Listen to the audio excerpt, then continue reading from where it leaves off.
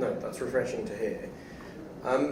You mentioned about reading, research and insights. You're often looked to as a thought leader and an opinion people trust. Where do you glean your insights from? The consumer.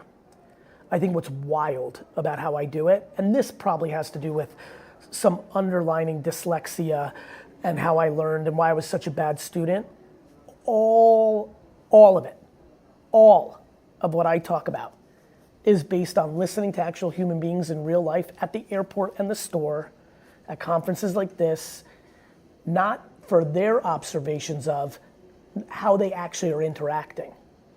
Meaning, some people tell me like this form of marketing, I had an executive tell me something about outdoor media while I was in a bus with them to an event where they looked at their phone the whole time. And I was laughing about the hypocrisy of like, because my point was like, how could it be as valuable as it was 20 years ago when the phone is?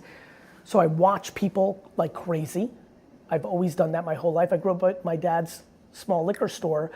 And when I worked in that store, stocking shelves or standing behind the register, 100% of my favorite part was watching a customer come in and trying to figure out why.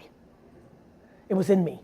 The curiosity was in me. So I read comments and commentary and reactions. Like, why are people upset about AI creative?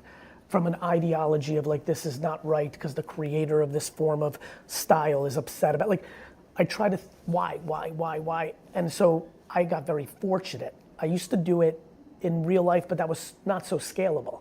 I was one human seeing what I saw. When the internet came, first it was bulletin boards. I lived on them. I read every single post on the 3 major wine bulletin boards in 1996 to 1999, every single post. And then when Twitter came, it completely changed the course of my career because I could read everything about everything. And back then, you're a youngster. Back then, day one Twitter, when I was there, people weren't thinking about people watching them or what did it mean. So you were getting clean insights on who's popping in music and what flavors are delicious and what's getting out of fashion and who do people actually like or not like. And that started the journey. And so I get my insights from the actual consumer. I do a lot of social listening, a lot of internet listening, and a solid amount of human listening. I do a lot of dinners with 20 people debating things, gathering info.